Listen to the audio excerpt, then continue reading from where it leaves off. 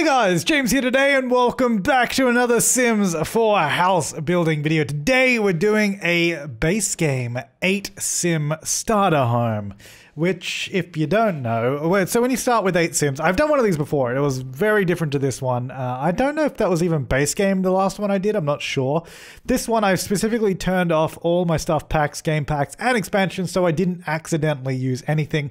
That is something you can do, by the way, is you can actually disable and enable packs when you launch the game so it doesn't load it. So that's what I did.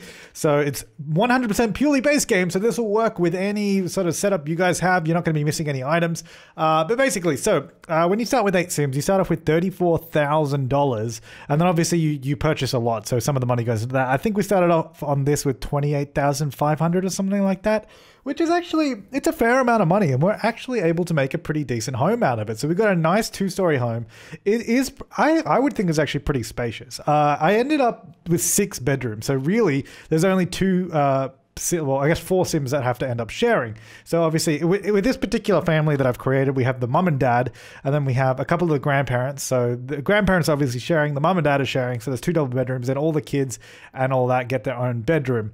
So this particular family has like a mum and a dad. They have 3 children, 2 teenagers, 1 child.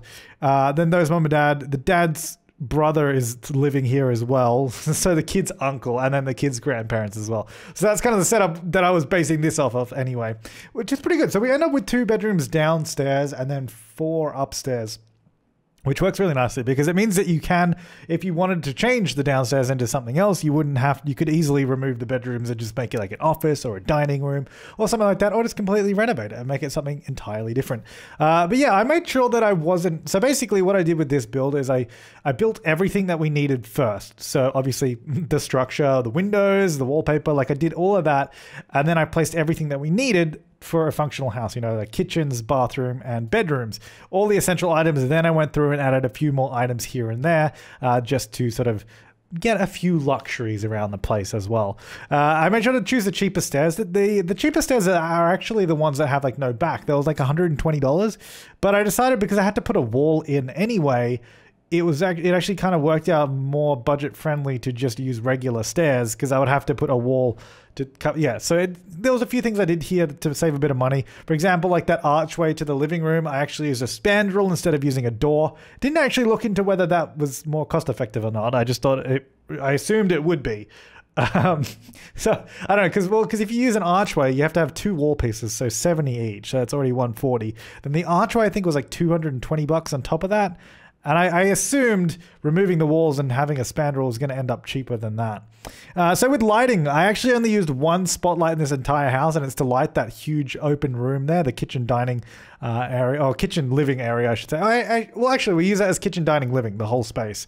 But yeah, I used 1 light for there, and then everywhere else, I've actually gone through and used wall lights because they are cheaper. And they do just as good of a job. They're just more annoying to place at the consistent height and all of that. But yeah, so I went for a nice, I basically, with all the walls, I didn't want to just go plain white, which I tend to do all of the time, is just get really bland walls. I just used a variety of the pastel walls for each of the different rooms. And then like, so the common spaces like the living and the kitchen and that's just sort of like a gray color with the nice wooden floorboards. Then each of the bedrooms have a little bit more character with just a different color here and there. And same with the bathrooms as well. We've ended up with different colors. So unlike my previous 8 sim starter that I did quite a while ago, which I'll link after this video, or like the end screen or down below or whatever, that one was a 1-story home. And I believe that actually only had 1 bathroom, which like a lot of the comments on that were like, let alone this being a problem in real life, because it absolutely would be. In The Sims, where 1 sim takes like an hour to shower, trying to get through 8 sims having a shower is a bit of a nightmare. So I was like, okay, I took that into consideration. I was like, 1 bathroom, not going to work. Let's try and get some more. So this one ends up with 3 bathrooms, which I think is really, really good. So we have 1 larger bathroom upstairs with a shower and a tub. We have a smaller bathroom downstairs with a shower, sink and toilet. And then we also have an ensuite for the master bedroom with a shower, sink and a toilet as well. But because of the ensuite, the master bedroom actually ends up a little bit smaller than the other double bedroom. But I was like, there's not much in the layout that I could do to fix that very well anyway, but I was like, it's probably fine. Like, I mean, at the end of the day, it doesn't really matter. And this is, after all, just a starter home. This is the sort of home you will buy when you first move in the game, and then you're going to be modifying it as you play through anyway, as you get more money and all that. So just cut forward a little bit there as placing the beds, because I was just spending a while choosing all the colors, not that it really mattered anyway. But yeah, here we are just doing the bathroom. So like I said, when I was doing this, I was just making sure that I could afford everything. So we had everything that we needed to make a functional home. So that's what I was kind of doing here, just making sure that we can afford all that before we go into anything else. I also did, I don't know if I've already done it or not, but I did actually put a bin outside in this house. So there is a bin, because those cost money, and if you don't buy one, then that is a bit of a problem. So I made sure to have that. Now for the kitchen, I decided to go a classic black base cabinet, and then the sort of lighter blue up top, just because I thought I gave it a bit of a different color.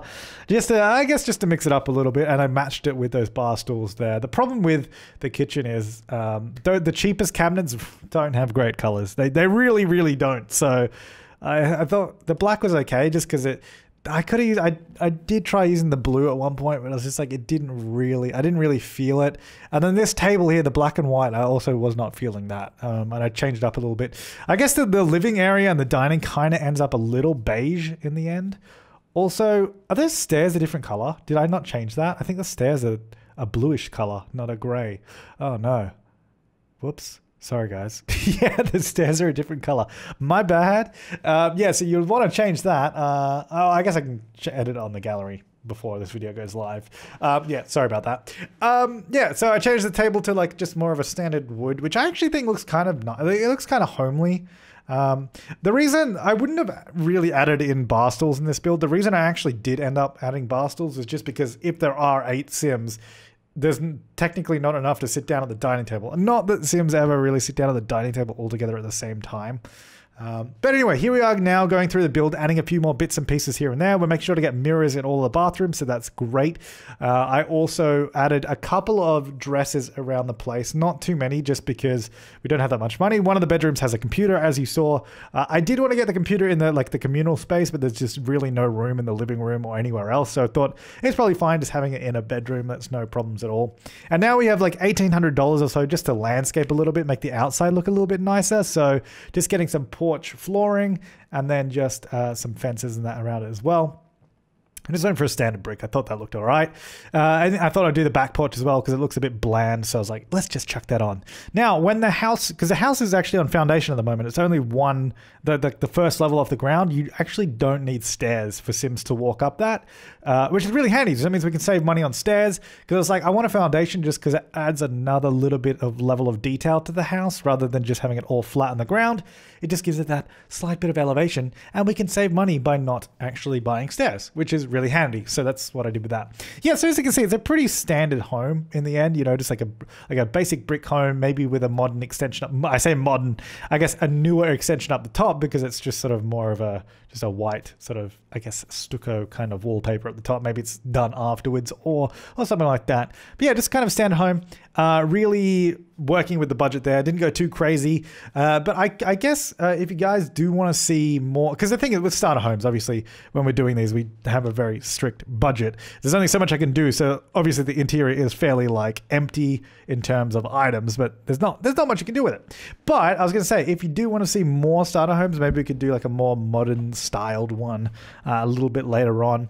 I do plan on doing some more base game stuff. Not a whole lot, because obviously when the game did come out, we did do base game builds at the time anyway, so I have a bunch of them from the past. But I want to do like maybe some base game renovations, like making over some of the houses that come in the game with like a budget or something like that, just as a fun little challenge. Here's like the living and dining area, which I thought looked quite nice. The bedroom with the computer. Yeah, so we're going to go through all the bedrooms so you can see. It's like, you know, it's like a real estate guide. There's a bedroom with a guitar in it. Like I said, there's a few little luxuries here and there. There's the downstairs bathroom right there, which I actually think is quite nice. You know, subtle colors. Nice blue up here. Look at that. This is a nice blue. I like it. It's simple. This room actually ended up way more pink than I thought it was. Like, looking in that picture now, I was like, whoa, geez, that's a pink room. Alrighty. And then just another bedroom. This is the ensuite bathroom for the master bedroom there. There it is, master bedroom. Beautiful. And of course, if you do want to download this, it is up on my gallery. That is the same as my username here on YouTube, The Sims Apply, just without the spaces. You can just search that, or you can click the link down below to download it. That will just link you directly to it. No problems at all.